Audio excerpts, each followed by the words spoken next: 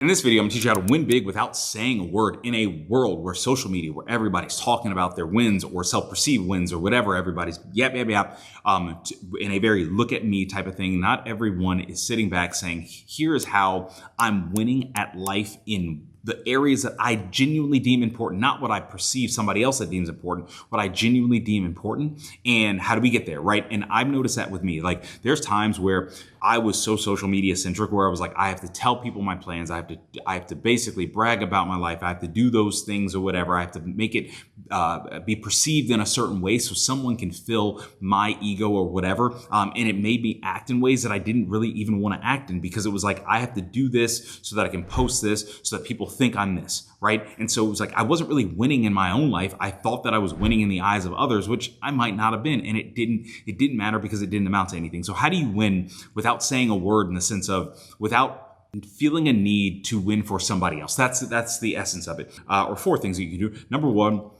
say less and speak more, right? I always think about this. When there is a speaker, people listen to a speaker coming in to speak. When someone is just talking and saying stuff, they're just saying stuff. They're just, right? So when I say speak more, it's speaking, how I see it is like, I'm trying to speak life into areas in my life where I want to win and where I want to grow. And I want to speak about things that I'm passionate about. I want to speak about things and have conversations with people about things that I'm genuinely passionate about. I want to speak on a social media standpoint. I want to show things that I'm genuinely passionate about, so hopefully inspire somebody to do the same. But I don't want to be just saying a bunch of stuff. So it's less about the words, but it's more about the importance, right? So again, say less and actually speak more. Number 2, become an observer of the room. Now, I think that this is so important because different rooms that you get in, if you are a silent observer, and if you look at kind of dynamics, and this could be kind of social media rooms, this could be actually in-person rooms, you're able to see areas where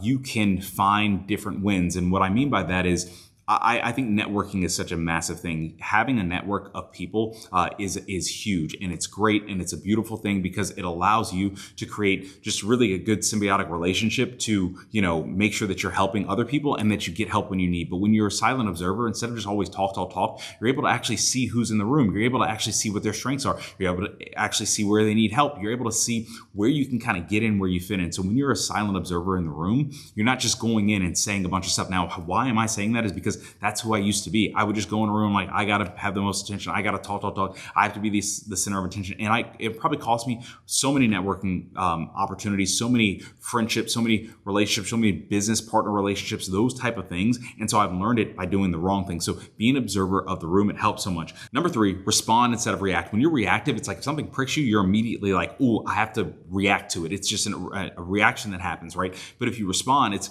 when something happens, you're able to take a step back and say, let me take a deep breath, and how do I want to step in a different direction? I've gotten laid off from so many different jobs, right?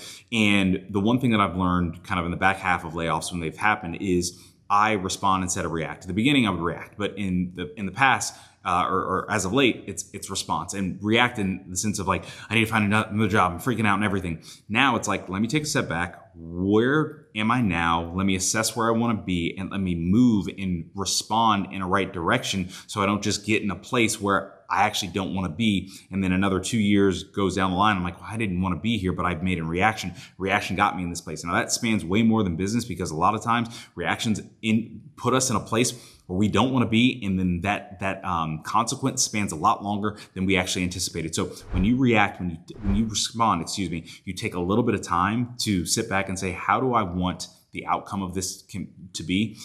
What can I control? And I can control my response. I can't control what happens to me, but I can control how I respond to it, right? So respond instead of react. Number 4, make discipline your voice. So if you want to win and win silently, discipline, that's where it's at, right?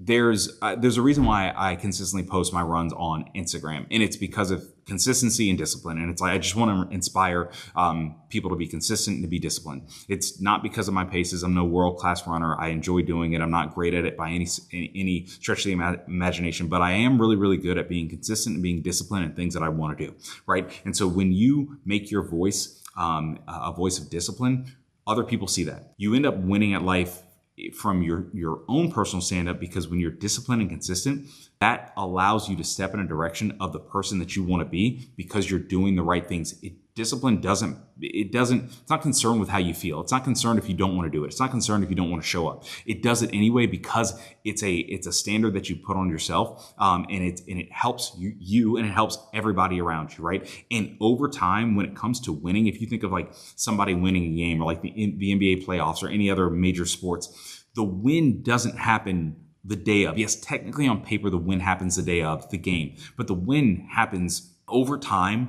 with discipline and consistency in training and practice, right? That's why teams practice so hard and so long. That's why teams are always, in the gym and doing things, whatever. It's because they're disciplined and consistent. So when it's time to be in the game, they can get that win, right? So you don't want to all of a sudden show up to the game and not be prepared, whatever your game is. So again, how to win without saying a word and win on terms and on your turf. Number one, say less and speak more. People show up for speakers. If you're just saying, person just saying stuff, people just kind of like, hey, the person just always saying stuff. Number two, become an observer of the room. Network. Number three, respond instead of react. And number four, make discipline your voice. So I hope that this video helped you out. And if it did, like, comment, subscribe, and I'll see you on the next video. Peace.